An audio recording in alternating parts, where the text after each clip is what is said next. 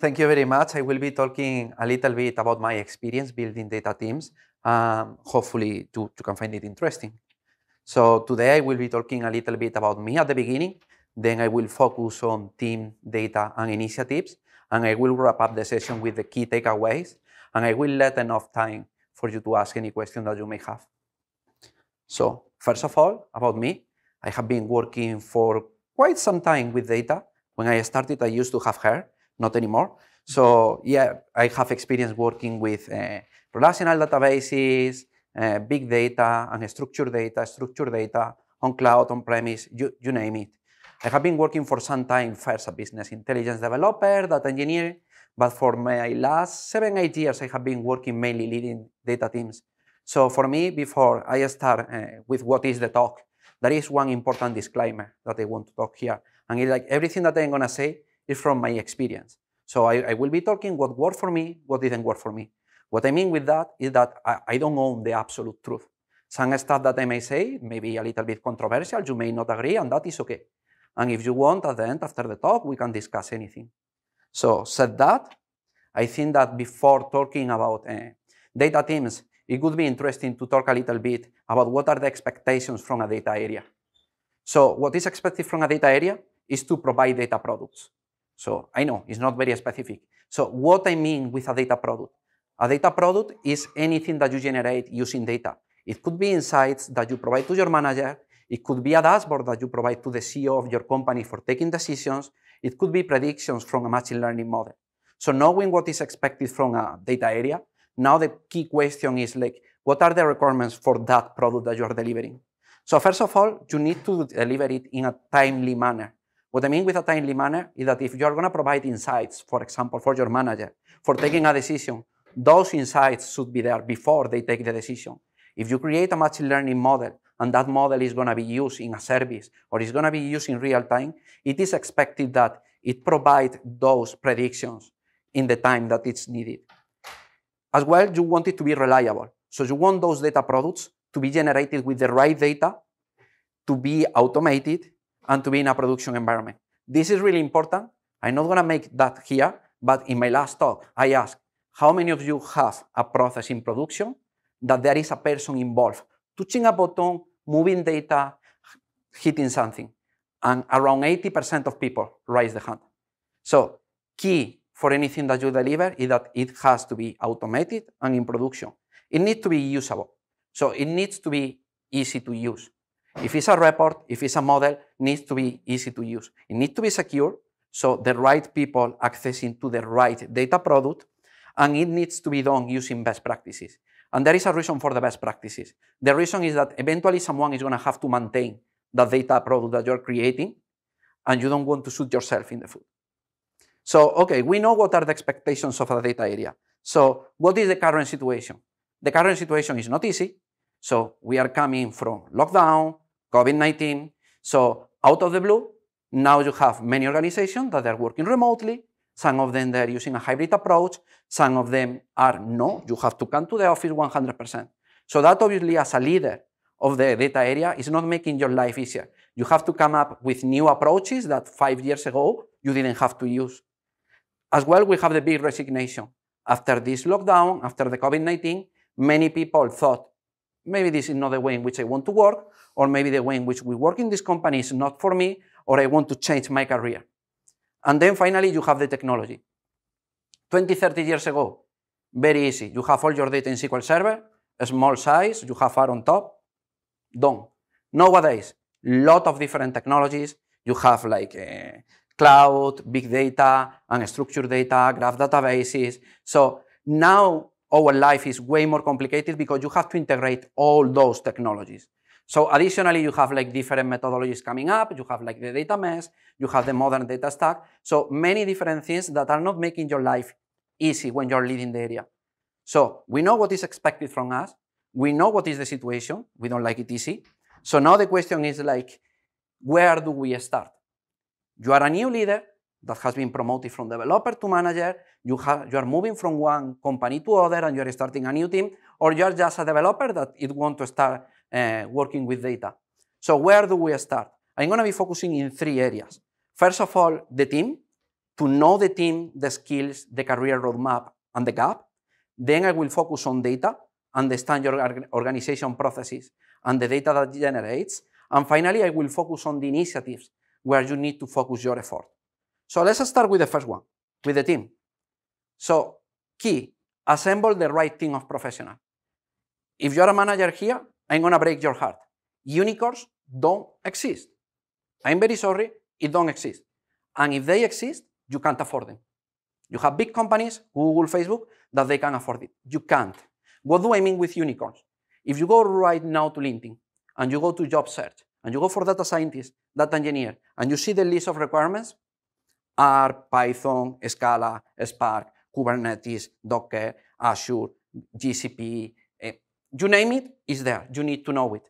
There are unrealistic expectations about what a developer needs to know. So that, it doesn't exist, stop trying to. What do you need to do?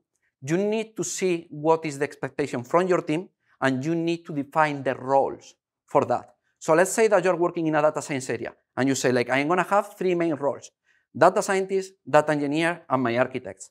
What you need to do is to define the skills for each one of those roles. And again, forget that one person is gonna have all the skills of that role. What you will have to do is to map those skills and distribute them in your team. So for example, if you need 5 skills for a data scientist, you're not gonna have one data scientist with the 5 skills being senior in all of them. You may have 3 data scientists, one of them is gonna be expert in Python, the other is gonna have a PhD, and the other maybe is gonna be, I don't know, MLOps. Similar with data engineering, similar with your architect.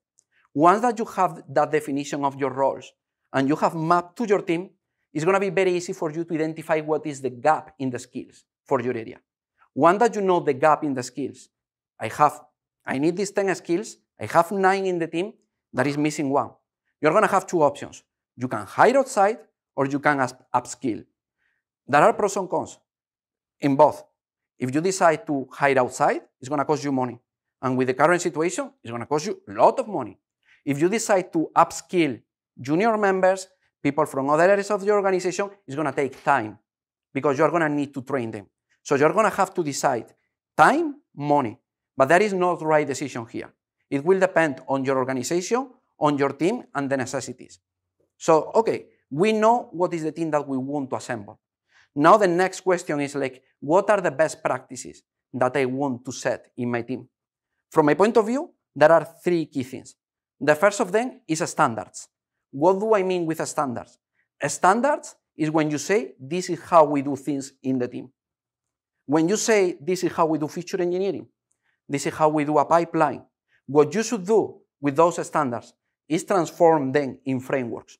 There is a reason for that, because every action that is repeatable in your team, and that is the way in how you want to do things, in the moment that you create a framework, configuration-driven, you are making very easy for a new member of your team to adopt those standards, and you are freeing time for the rest of the team to do more creative things.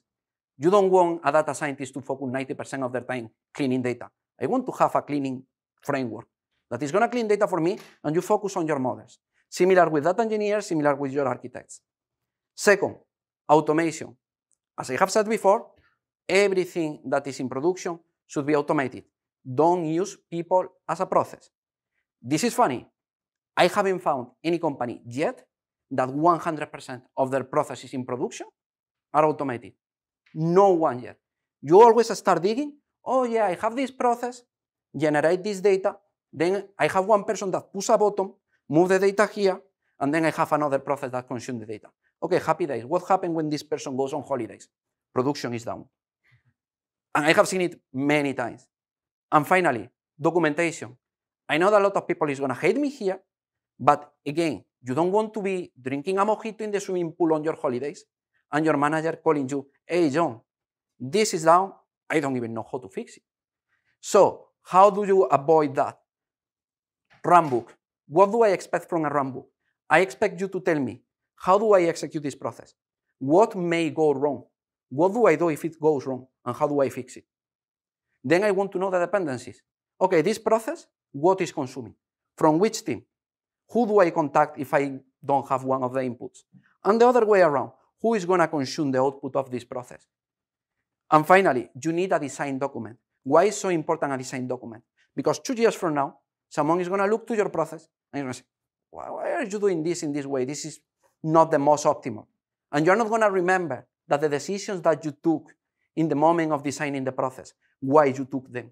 If you have your design document, it's very easy for someone to go and say like, okay, so we are doing it like this because we have this restriction or we have this problem. It may not be there anymore, and then it's moment of migration or improving the process. But it's important for the people that are going to maintain your process to know why this process is done in that way. So we have the team. We know the best practices for our team. Now, I'm sure that you didn't forget, we are in a data conference. So all is about data. Everything that you create is going to consume data. Everything that you generate is going to be data. So this is one of the most important aspects of what you do in the data area. So important things, you need to know your organization and the processes that generate the data that you're going to work with. So you need to understand the type of data. What is the data that they're going to consume? How is it?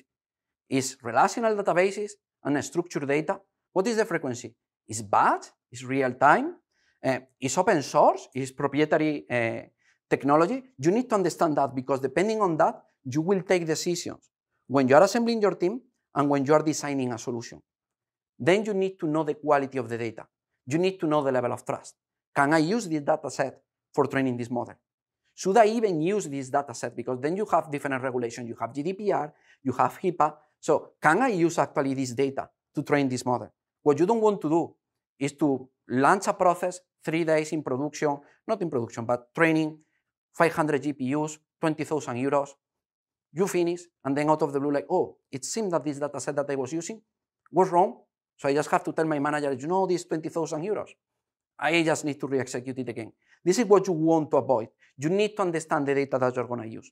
And finally, you need to understand the business processes that are mapped to that data set. Many quality issues that you find in your data, they are not quality issues. They are pointers to problems in the business process that is generating this data set. Once that you understand the business process that is generating this data, you're going to understand like this is not an issue. This is actually like something very specific from the business processes that is generating the data. So you need to understand your data, the quality, and the business processes. So, okay, we have our team, we have the best practices, we know everything about our company and the data. So now, where should we focus our effort to push our area to the next level? From my point of view, I could have put here 500 different initiatives. I wanted to focus in 4. I put it 2 from the point of view of data processing, 2 from the point of view of data science. The first 2, data quality and data lineage, data processing. Observability and feature catalog for data science. So let's go with the first one. Data quality. What I'm going to say from here until the end of the talk is common sense. You will say like, makes sense. How do you want your data quality? You want it to be proactive. What do I mean with being proactive? I want my framework to tell me that I shouldn't use this data set because I have a problem in this column. I don't want to find out 3 weeks later, after I have spent an amount of money in training, feature engineering, that, oh, actually this is not what I should use. So I want to know before, not after. Similar, if you are creating a report, if you are doing any insight, you don't want to provide the CEO of the company for taking a decision, a report, based on wrong data. So that is key, proactive. It needs to be informative. It needs to be available to everybody in the company. So I am going to start working with data. I go to my data mart, I go to my report, and I start checking. Okay, this data set, how it looks. You have different approaches. You have like the bronze, gold, silver. You can do it whatever you want. Red, yellow, green, clouds, sun. You use any approach. But you need to know before you start using a data set how good looks that data set. And that should be available for everybody. And finally, it should be automatic. So you have a new process, it's generating new data. You don't want a person like, oh, you have to, setting in the system this new data set, and you need to set up the process. Like this should be automatic. Because in the moment that you are expecting someone to go manually and do it, like eventually someone is going to be on a rush, someone is going tomorrow on holidays to the Bahamas, so it's more focused on the holidays, it's going to forget.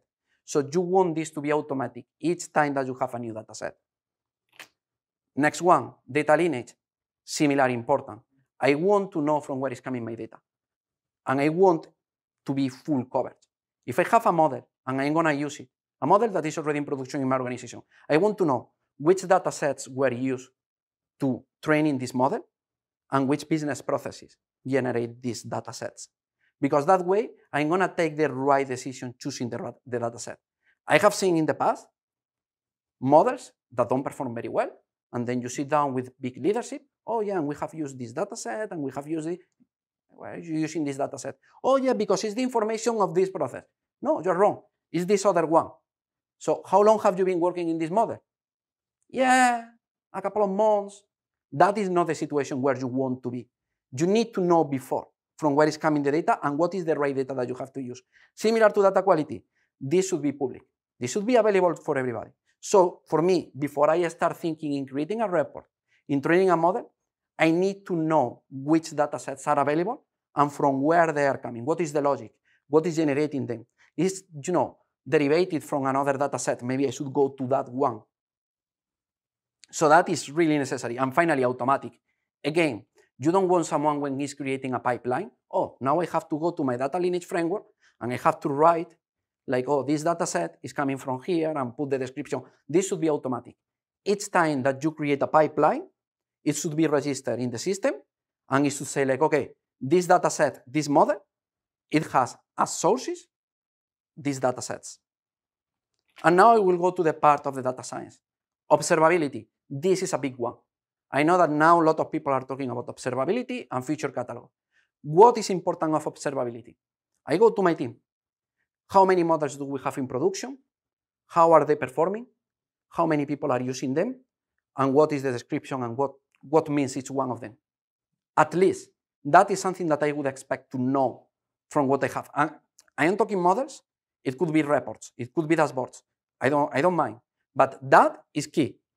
This should be available for everybody. Again, similar information available. Naming convention, like what is coming in this model, what means with this naming convention. And finally, it needs to be automatic. Everything that goes into production, automatically registered. You can do it when you're deploying to production, you should CI/CD, I don't mind. But it should be automatically registered and it should be available for everybody that wants to take a look. You want to know if your model is drifting. You want to know like, okay, how many people is using it? Maybe we can, downscale it, or maybe we need to upscale it. Many different things that are fixed once that you use observability. And the final one is the feature catalog. This is really important. You want all the features that you use in your models to be pushed down to the data. Why? I have seen several models, all of them using the same feature, and the feature being generated in each one of the processes of the models. And then out of the blue, you change the logic in one of the features and you don't change it in the other models. And now you have 5 models that are fed by the same feature engineer, by the same feature, but the feature doesn't mean the same. And you have a big problem because now you need to find out which one is the wrong. How do you fix that? You have a feature that you're going to use in a model, you push it down to your feature catalog. What do you want to include in that catalog? You want to include like the source information, from where is coming this feature? What is the frequency? What is the logic that I am applying? What transformation I am doing there? How many models are using it? All that information you want to have it. Why? Because then your feature catalog is going to become smart. So the way in which I see this is like when you go to a shop. I'm going to create a model. I go to my shop. I go to the products and I grab these 3 features. I go to customer. I grab these other 2 features. And then I would expect my feature catalog to tell me like, Vicente, people that use these 3 features is taking as well this other feature. Maybe you should want to take it. And A, be careful because this feature that you are taking, not many people are using it. Something may be wrong there. So this is what I would expect from my feature catalog. So now wrapping up, what are the key takeaways for you from my point of view? Assemble the right team, define your roles, distribute them and the skills among your team, understand your data, understand the business processes that generate that data, and focus in the right initiatives. The difference in the maturity of the company between having the right initiatives set up, quality, lineage, observability, feature catalog, And not having it is making your life way easier or making your life a nightmare. So, key initiatives. And finally, if you want after the talk to talk with me or you have any question, feel free to connect with me and I am happy to talk with you. And now I will go to the questions. Thank you for the nice presentation. We have time for questions. My question about money and time. Will startup be better off hiring high-end data team, or, for example, interns to teach them? It's going to depend on expectations and money budget that your company has. I have been on both sides. I have been in companies with very big budget, so we can speed up. We can have high expectations. You have to be careful because in the moment that you say like, I'm going to hire the people, this has happened to me. Your manager gives you the budget. Look, I need 3 new data scientists. Yeah, happy day, here you have, whatever amount of money. Following day, okay, Vicente, where is my model? Like, well, I didn't even started hiring them. So you need to set the right expectations, and that is going to be key in your management and leadership to understand, like, look, I'm going to do internal training. I'm going to grab internships, and I'm going to start teaching people. But that means that if I do it with 10 people, this is not 10 senior engineers that are going to be delivering now. This is like actually 15, because I'm going to need 5 senior ones training them, and the 10 ones are not going to be delivering anything. So to me, it's all about setting the expectation with your management. Time, money, it depends on them. That is not right or wrong. What I do always is that I sit down with them and I select pros and cons if we go through internship. Pros and cons if you give me a lot of money and I hire people. And then I let them decide. Another question, yeah? You mentioned about defining, at least on a high level, the roles that you need. Yeah. What's your experience about having maybe front-end or back-end engineers? Is the data team only need data science? I'm going to say now something very controversial. I go against the trend that you can see in many books and many places. Me personally, I usually like at least 2 data engineers or backend engineers per data scientist, at least. And there is a reason why that. And it's because your data scientist is going to need to access to 10 different data sets. And if you don't have those data sets available for them, you're going to need your data engineers to provide. In the moment that you don't have them providing the data, you have a data scientist hand over hand. It has happened to me in other companies in which leadership was like, no, we just need data scientists. And then you end up kind of frustrating your data scientists because they have to do the job of the roles that you don't have. And then you end up not progressing at the speed that you expect. So you need to decide what is the maturity of your team, the people that you already have, and depending on that, you have to do the distribution. For me, what works the best is 1-2 architects, at least 2-3 data scientists, 5 data engineers as a team. It's a little bit big, but you take the architects out and they overview different teams. This is how I would do it with data scientists and data engineers. Front-end, back-end, I don't know if you were more thinking in that back-end like data engineer or more from a visual part. Not from the data part, but rather if you're developing an API, then you need a back-end and front-end as well, not just the model, but how the model operates in the back-end.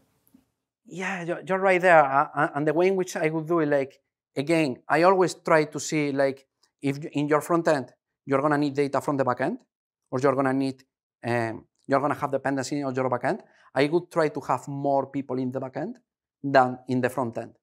Because this is how it has worked for me in the past in other teams. But again, and this is what I meant before, that I can tell you what has worked for me. I haven't tried the other way around. So it's going to depend on how senior are the people that you already have. My question was more of like along the following direction. Do you try to keep the data science or data team just as concentrated around data as possible, and then leave the, for example, the front-end part or the back-end part to other teams? So our job is just ML model training and maybe some other stuff that we implement. The rest is Yeah, sorry, now I get it properly. Yes, I try to get them separated, because in that way, I have people sharing best practices when working with data science. instead of having federated teams in which you have like 2 data scientists here plus a front end, 2 other here. The main problem that I have found in the past is that when you do that, they usually don't communicate among them. So things or frameworks that they may be creating here may not be available here, or they may not be aware of there. So one solution that you can have if you decide to go down the federated way is to have a center of excellence. So it's having a set of senior people that they are overviewing the federated team that you have of data scientists, and they understand who is working in which new features that other team would be able to set up. So they are the one narrowing down to the other different teams how they should be working. Thank you. Other questions? I have one. You mentioned the importance of data team to be aware of the business processes. Yes. And related to this, like, what is your view? How early on in the project the data team should be involved? As soon as possible. As soon as possible. Yeah, I have found, unfortunately, that many technical people try to abstract, or they tend to abstract themselves from the business process. I am technology, I don't care what the company is doing. When you are working with data specifically, that doesn't work, because then many issues that you're going to find in the data, or many problems that you're going to find, is because actually you didn't understand the business process that is generating that data, and you are not that aware of the specifics of the data that you are using. And somewhere related to, like, how often it happens to you that some junior data scientist comes up with some project or some, modification of the current project? Like, how often is? I usually try to let 10-20% of their time for experimenting. I think that is critical, because that is going to empower their creative mind. So many times what I try to tell them is like, I'm not going to tell you what to do, but I expect you to take 20% of your time, and you say like, you want to try a new different approach, go for it. Or maybe, and sometimes happen, it's like, look, I always have huge problems with this part that we have done. I'm going to see different ways. And I have seen many, many times the output of that 10-20% is huge improvements in stuff that we have done. And sometimes if they even come with new ideas that we integrate in the team. Thank you. Yeah.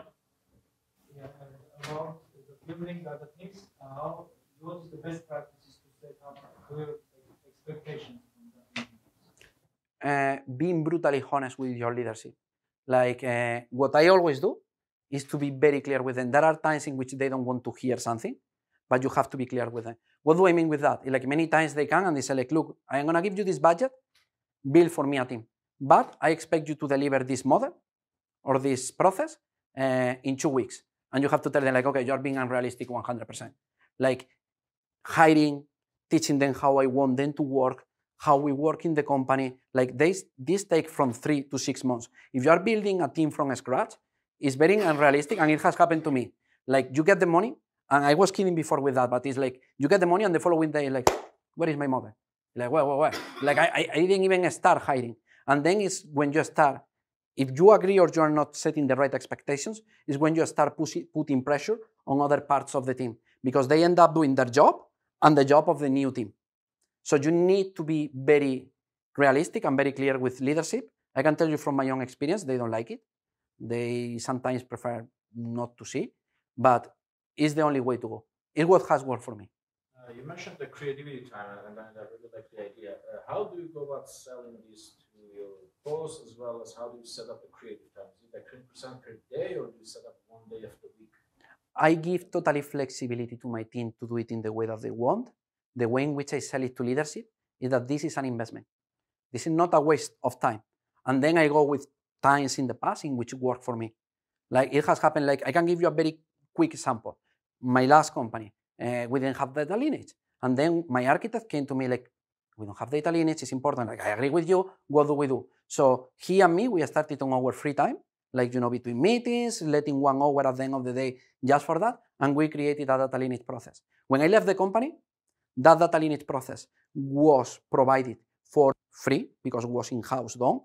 And leadership was still trying to set the tool that they agreed outside and buying the license for setting it up. So I always saw this as a huge example, a huge benefit that we got from that data lineage. And it was quite cool. Like imagine that you're building a model and then you're going to use these features. And you want to use these other features from this other data set, but you don't know how to join the data sets. Using this data lineage tool, we were using information from other processes, using both data sets together, and from there we were extracting information about how to join them.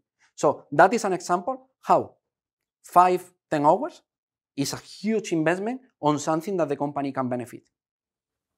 One more follow-up question there. Do you end up giving the team maybe like topics to kind of think about, or just free will? Free will. Something that you can improve and let work on it, let me know. Free will, and this is the thing that I love the most, because I don't want to say like, hey, be creative, but in this process. That is here. For me, it's like, look, come to me with ideas, explain to me. The only thing that I always ask to them is like, I want you to explain me what you want to do and why you want to do it. This is not like I want to play with a technology because yes. It's like, no, I think that this technology is going to improve how we work in the company, or I think that is going to work better than this other technology. Fair enough. Let's give it a try. Let's do a comparison, and maybe you're right. It happened in the past to me with Airflow. I am talking 6 years ago, when we were like, oh no, maybe we have to use talent in the company. And I sit down again with my architect and we were like, yeah, but maybe Airflow works better. We did the try. It's free, no license. It worked like a charm. Now in my last company, implement it everywhere. Maybe the last question. Yeah. There are other roles in which the efficiency of your data team highly depends on, for example, project manager. And my question is, assuming you have a small startup, data startup, and at what point in time you have to hire a project manager so that your data team doesn't overheat? Because for some time at the beginning, data scientists can manage these processes, times, deadlines, money, and so on. But after some time, it becomes overwhelming. This is a very good question. It's going to depend on the maturity on the team. The main problem when you don't have a manager is that someone ends up doing tasks related to management, which by my own experience, many people don't like. I have had teams that they were very independent. They were coming from up there like, you need to do this, let us on our corner, we will be working there, we will come back to you like 6 months later, 6 months, whatever amount of time, and this is done. You have teams that they work very well like that, but you have some, depending on the maturity, some other teams that they need a little bit of direction. And they need someone to tell them like, we have 10 different options, we have to decide which one go for. I'm not saying that you impose them which direction to go, but they tell you pros and cons of the different options, and you end up having to take the decision. Depending on the personality of the team, many times it has happened to me that you have people that they may be discussing which approach to take for 1 month. So there is a moment in which someone has to go and say like, okay, pros and cons. Okay, this one is the best. Let's go for this one. So it's going to depend. In a startup, usually I have friends working in startups, they are pretty independent. Like when I talk with him, it's like, we don't have manager, we don't need it. We are very directed, like I own this feature, and it's up to me to improve the feature and making it work. I don't need someone to direct me. So they are a little bit more, you need to be smart enough when the startup stops growing, that in the right moment you start bringing management layer and not to wait too much, because then it's a problem. People start being very disorganized, and then bringing order to that amount of chaos may tend to be painful. When is the right moment? It depends on the use case, it depends on the startup, on the maturity of the people. It's going to depend on many things. Okay, let's thank Vicente again. Thank you.